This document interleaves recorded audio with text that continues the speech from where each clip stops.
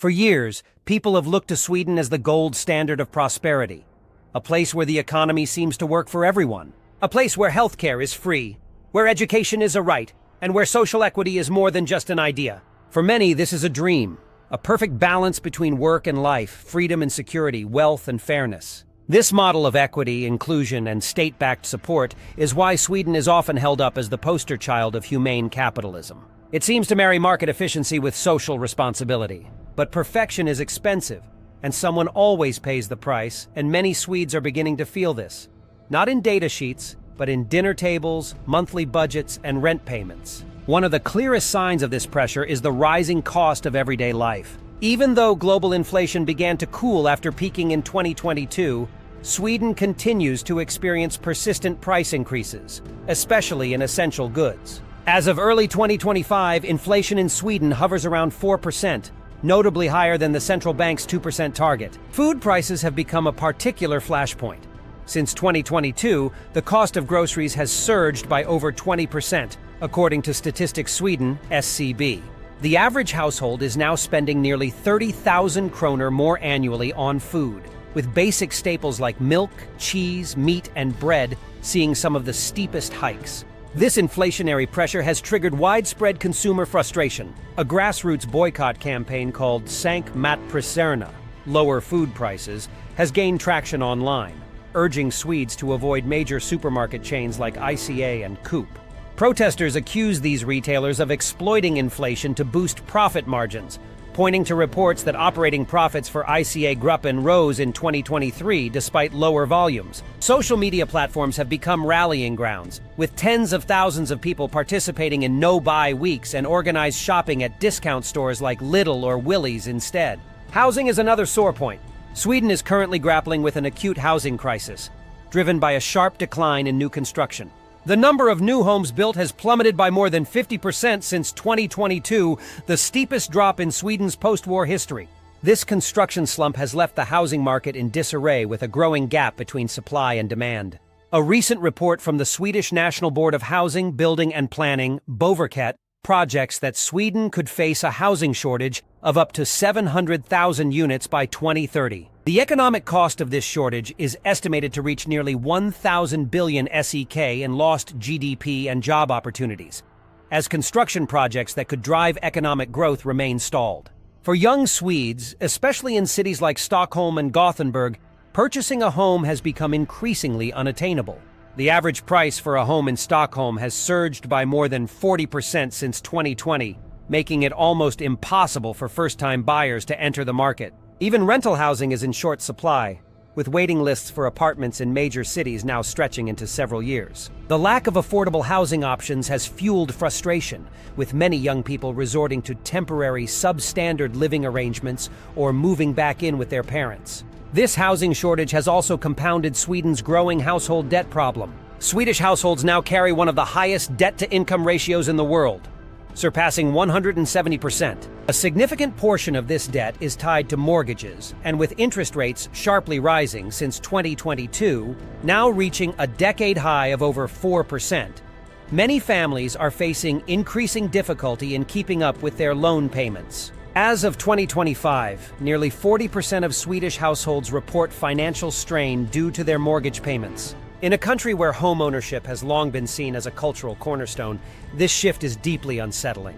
The notion of owning a home has traditionally symbolized financial security and stability, but today, with the combination of high housing prices, rising interest rates, and stagnant wages, many Swedes are beginning to question whether the dream of homeownership is still a realistic goal. Then there's employment. On paper, Sweden's national unemployment rate is relatively modest, around 7% in early 2025. However, these figures mask significant disparities within the population. Among immigrants, especially those from outside the EU, unemployment rates can soar above 20%. Similarly, young people in urban areas face an uphill battle, with unemployment in cities like Malmö and Gothenburg often exceeding 25%. Labor market integration continues to be one of Sweden's most persistent challenges. Despite progressive policies designed to support immigrants, structural barriers remain. Stringent language requirements, the non-recognition of foreign qualifications, and subtle labor market discrimination create a significant hurdle for many newcomers to secure stable, well-paying jobs. According to the Swedish employment agency, Arbetsförmedlingen, nearly 40% of immigrants in Sweden are employed in low-skill, low-wage positions, despite having professional qualifications. This mismatch between skills and employment is not only an economic problem, but a social one, undermining social cohesion and fostering feelings of disenfranchisement. Meanwhile, taxes, often heralded as a tool for social welfare, have become a double-edged sword. While Sweden's high tax rates fund its enviable welfare system, middle-income earners bear the brunt of these taxes. The marginal tax rate for those earning in the mid-range is often above 50%, not including consumption taxes like VAT, which sits at 25%, one of the highest in the world. This heavy tax burden reduces disposable income significantly, leaving many households with less financial freedom, even if they benefit from generous public services. A 2025 survey by Statistics Sweden revealed that nearly 60% of Swedes are concerned about the affordability of their lifestyle, with many feeling that while they have access to top-tier healthcare and education, their overall quality of life is being squeezed by the high cost of living and high taxes. Meanwhile, Sweden's GDP growth has become sluggish. After contracting by 0.5% in 2023, growth in 2024 was a modest 1.1%, well below the pre-crisis trend. Early projections for 2025 remain tepid, with growth expected to hover around 1.3%, far from the robust figures of earlier years.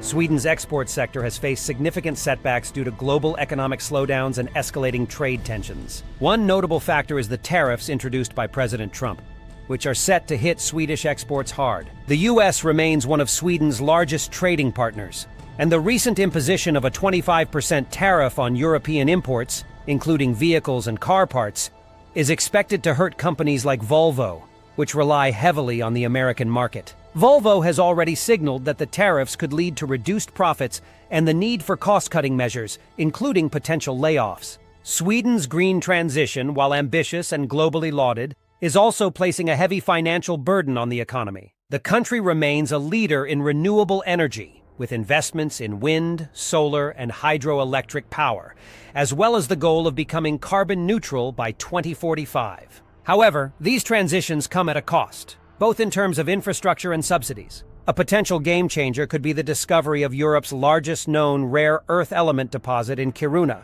which could help position Sweden as a key supplier for the growing global demand for green technologies. However, exploitation of these resources will likely not begin until at least 2029, and until then, Sweden must balance long-term investments in clean energy with immediate economic and consumer needs. None of this is to say that Sweden is failing. In many ways, it remains a model of stability, safety, and sustainability. The country continues to rank among the highest in global indices for quality of life, democracy, and human development.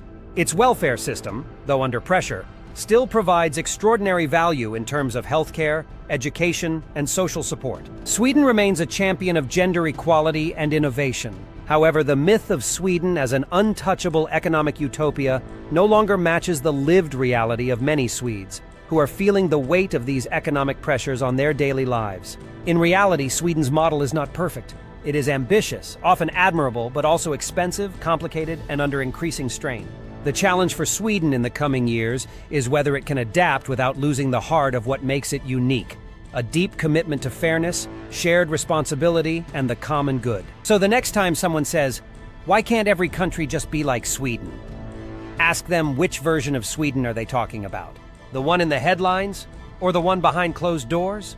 Thanks for watching the Atlas Shift. If this video made you think differently, hit subscribe and share your thoughts below. Can any economy truly be perfect, or is that just a story we like to tell ourselves?